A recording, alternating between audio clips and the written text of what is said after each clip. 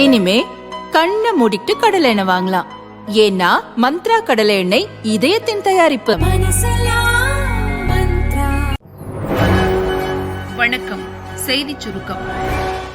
4 நாட்கள் மோடி சூறாவளி பிரச்சாரம். தமிழக பாரதிய ஜனதாவின் மெகா பிளான். 9ஆம் தேதி தமிழகம் வரும் பிரதமர் மாலை 4 மணிக்கு வேலூரில் பாரதிய ஜனதா கூட்டணி வேட்பாளர் ஏசி சண்முகத்தை ஆதரித்து ரோட் ஷோ பிரச்சாரம் செய்கிறார். அப்போது தருமபுரி பாமக வேட்பாளர் சௌமியா, கிருஷ்ணகிரி பாஜக வேட்பாளர் நரசிம்மன், கள்ளக்குறிச்சி பாமக வேட்பாளர் தேவதாஸை ஆதரித்து பிரச்சாரம் செய்கிறார். இது தவிர திருவண்ணாமலை, ஆரணி, சிதம்பரம், கடலூர் தொகுதிக்கு பாஜக மற்றும் கூட்டணி கட்சி வேட்பாளர்களுக்கு ஆதரவாகவும் மோடி ஓட்டு சேகரிப்பில் ஈடுபடுகிறார். அதன்பின் சென்னை செல்லும் பிரதமர் தீநகரில் பாரதிய ஜனதா வேட்பாளர் தமிழிசைக்கு ஆதரவாக ரோட் ஷோ பிரச்சாரம் செய்கிறார். அதில் மத்திய சென்னை, வடசென்னை, திருவள்ளூர், ஸ்ரீபெரும்புதூர், காஞ்சிபுரம், அரக்கோணம் தொகுதிகளில் போட்டியிடும் பாரதிய ஜனதா மற்றும் கூட்டணி கட்சி வேட்பாளர்களுக்கு மோடி ஓட்டு சேகரிக்கிறார். 10ஆம் தேதி காலை 11 மணிக்கு நீலகிரியில் போட்டியிடும் மத்திய அமைச்சர் முருகனுக்கு ஆதரவாக ரோட் ஷோ பிரச்சாரம் செய்கிறார். மதியம் கோவையில் நடக்கும் பொதுக்கூட்டத்தில் தமிழக பாரதிய ஜனதா தலைவர் அண்ணாமலை உட்பட பொள்ளாச்சி, திருப்பூர், ஈரோடு, சேலம், நாமக்கல்லில் போட்டியிடும் பாரதிய ஜனதா மற்றும் கூட்டணி கட்சிகளின் வேட்பாளர்களுக்கு ஆதரவாக பிரச்சாரம் செய்கிறார். 13ஆம் தேதி மீண்டும் தமிழகம் வரும் மோடி காலை 11 மணிக்கு பெரம்பலூரில் நடக்கும் பொதுக்கூட்டத்தில் கூட்டணி கட்சி வேட்பாளரான பாரிவேந்தருக்கு ஆதரவாக பிரச்சாரம் செய்கிறார். அதில் திருச்சி, தஞ்சை, நாகை, மயிலாடுதுறை, விழுப்புரம் தொகுதிகளில் போட்டியிடும் பாரதிய ஜனதா மற்றும் கூட்டணி கட்சி வேட்பாளர்களுக்கு ஆதரவாக மோடி பேசுகிறார். 14ஆம் தேதி விருதுநகரில் போட்டியிடும் நடிகை ராதிகாவை ஆதரித்து பிரச்சாரம் செய்கிறார். அங்கு நடக்கும் பொதுக்கூட்டத்தில் மதுரை, தேனி, திண்டுக்கல், ராமநாதபுரம், சிவகங்கை, கன்னியாகுமரி, தூத்துக்குடி, திருநெல்வேலி, தென்காசி தொகுதிகளில் போட்டியிடும் பாரதிய ஜனதா மற்றும் கூட்டணி கட்சி வேட்பாளர்களை ஆதரித்து பேசுகிறார். எக்ஸ்பிரஸ் வேகத்தில் அதிமுக ரெஸ்ட் எடுக்கிறது திமுக. தேர்தல் களப்பணிகளில் அதிமுக சிறப்பாகவும் திமுக சுணக்கமாகவும் இருப்பதாக அரசுக்கு உளவுத்துறை அறிக்கை அனுப்பியுள்ள தகவல் வெளியாகியுள்ளது. அந்த அறிக்கை விவரம்: அதிமுகவினர் ஒவ்வொரு தொகுதிக்கும் உட்பட்ட வட்ட, கிளை, பூத் அளவில் தினமும் மக்களையும் கட்சியினரையும் சந்திக்கின்றனர். அரசுக்கு எதிரான விவரம் அடங்கிய துண்டு பிரசுரங்கள் வழங்கி ஆட்சியின் குறைகளை சுட்டிக்காட்டுகின்றனர். சட்டசபை தேர்தல் வாக்குறுதிகளை நிறைவேற்றாதது குறித்து விரிவாக பிரச்சாரம் செய்கின்றனர். முன்னாள் கட்சி நிர்வாகிகளின் வீடுகளுக்கு சென்றும் அவர்கள் வீடு மாறி சென்றிருந்தால் அவர்களை தொடர்பு கொண்டும் பிரச்சாரத்திற்கு அழைத்து வருகின்றனர். வீடுகளில் அமர்ந்து திண்ணை பிரச்சாரம் செய்கின்றனர். மதிய உணவு இடைவேளையில் வாக்காளர்கள் சந்திப்பு கூட்டம் நடத்துகின்றனர். இது தவிர கூட்டணி கட்சியான தேமுதிக 5 தொகுதிகளில் போட்டியிட்டாலும் அக்கட்சி வேட்பாளர்களுக்கு முன்னாள் அமைச்சர்கள் தீவிரமாக ஓட்டு சேகரிக்கின்றனர். கட்சியினர் தேர்தல் களத்தில் எப்படி செயல்படுகின்றனர் என்பதை அன்றைக்கு இரவே ஒரு ரிப்போர்ட்டாக கேட்டு பெறுகிறார் அதிமுக பொதுச் செயலர் பழனிசாமி. இந்த பணிகளை ஒருங்கிணைப்பதற்காக சென்னையில் ஏற்பாடு செய்யப்பட்டிருக்கும் ஒரு குழு தினந்தோறும் அவருக்கு ரிப்போர்ட் கொடுக்கிறது. எங்கேயும் தவறு இருப்பதாக கண்டறியப்பட்டால் என்ன செய்ய வேண்டும் என்பதை ஒருங்கிணைப்பு குழுவினரிடம் கூறுகிறார் பழனிசாமி. உடனடியாக கட்சியின் மாவட்ட நிர்வாகிகளுக்கு சொல்லி சரி செய்கின்றனர். அந்த தகவல்களை மறுநாள் ஆக்ஷன் டேக்கன் ரிப்போர்ட்டாக கொடுக்க சொல்லி இருக்கிறார் பழனிசாமி. இப்படி ஒவ்வொரு நாளும் பிரச்சார களத்தில் இருக்கும் பிரச்சனைகள் முழுமையாக களையப்பட்டு கட்சியினர் பிரச்சாரத்தில் வேகமாக முடுக்கிவிடப்படுவதால் அதிமுக பிரச்சாரம் தொய்வின்றி நடக்கிறது. ஆனால் திமுகவில் உள்ளாட்சி பிரதிநிதிகளாக உள்ள கவுன்சிலர்களும் கட்சி பொறுப்பில் உள்ள நிர்வாகிகளும் தனித்தனி கோஷ்டிகளாக செயல்படுகின்றனர். இரு தரப்பினரும் வேட்பாளர் பிரச்சாரத்திற்கு செல்லும் இடங்களில் காலையில் சிறிது நேரமும் மாலையில் சிறிது நேரமும் பிரச்சாரம் செய்கின்றனர்.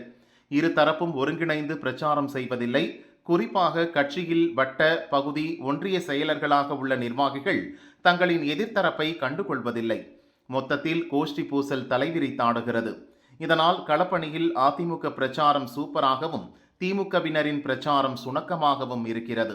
பாரதிய ஜனதா கூட்டணியில் பாரதிய ஜனதா நிர்வாகிகள், தொண்டர்கள்தான் அதன் கூட்டணி கட்சி வேட்பாளர்களுக்கு தீவிரமாக பிரச்சாரம் செய்கின்றனர்.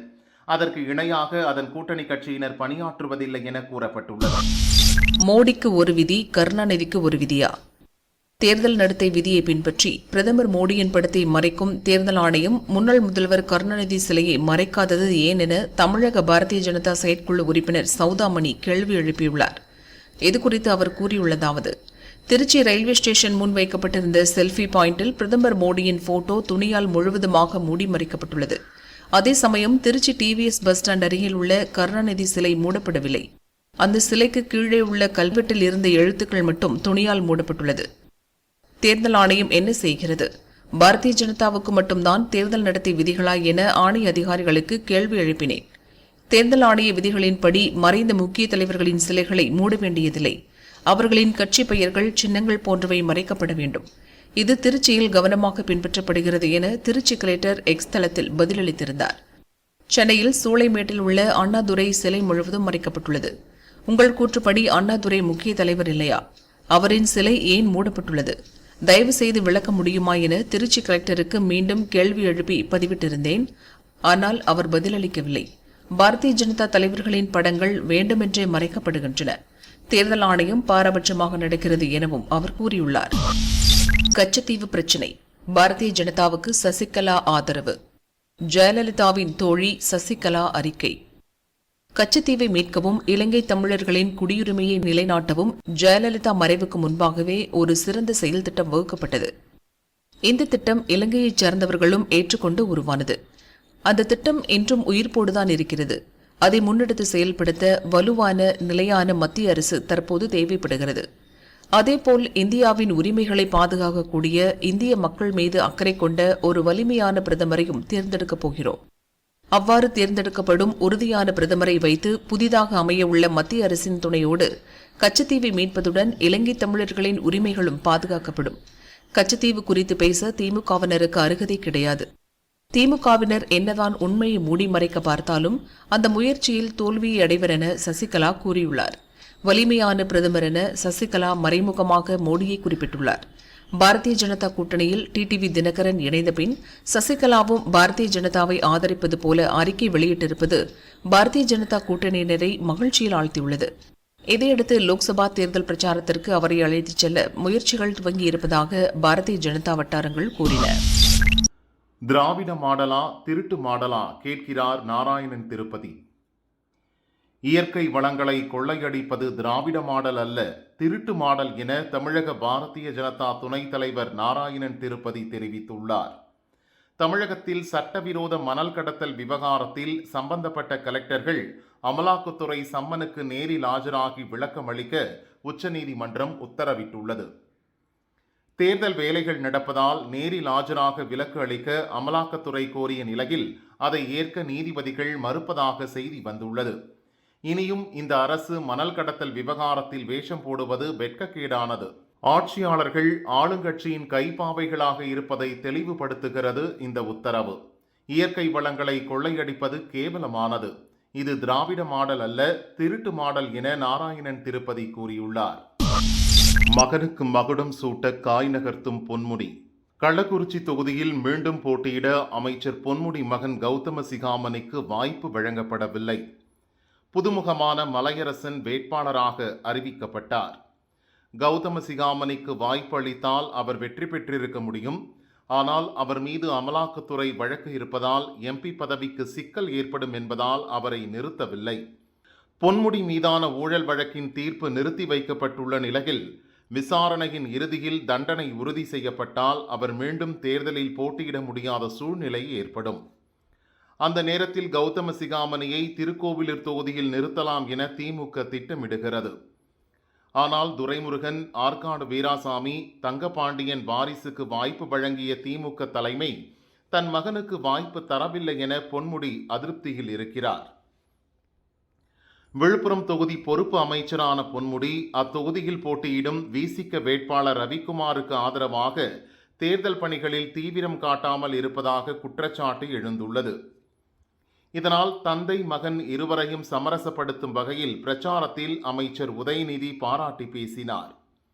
விழுப்புரத்தில் நடந்த கூட்டத்தில் உதயநிதி பேசுகையில், பொன்முடி என்னை தூக்கி வளர்த்தவர், என் அரசியலுக்கு வழிகாட்டி. கௌதம சிகாமணி போல நானும் அவரது பிள்ளைதான். பொன்முடிக்கோ சிகாமணிக்கோ ஒன்று என்றால் நாங்கள் விட்டுக் கொடுக்க மாட்டோம் என்றார். இந்த சூழலில் விழுப்புரம் தெற்கு மாவட்ட செயலர் பதவிக்கு தன் மகனை கொண்டு வரும் முயற்சியில் பொன்முடி இறங்கியிருப்பதாக தெரிகிறது. இந்த விவகாரமும் திமுகவில் உள்ள வன்னியர் சமுதாய நிர்வாகிகள் மத்தியில் கொந்தளிப்பை உருவாக்கியுள்ளது.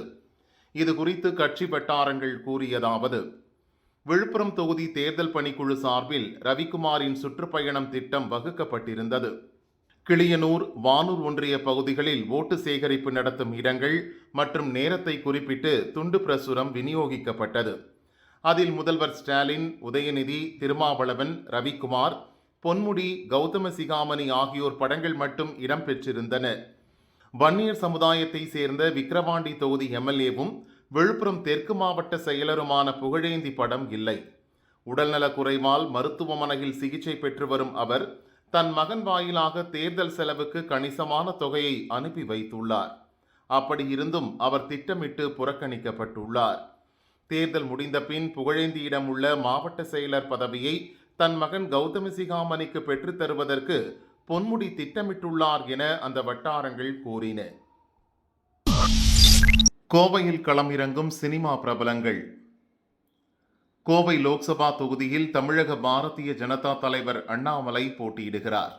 அவரை எதிர்த்து திமுகவில் கணபதி ராஜ்குமாரும் அதிமுகவில் சிங்கை ராமச்சந்திரனும் போட்டியிடுகின்றனர்.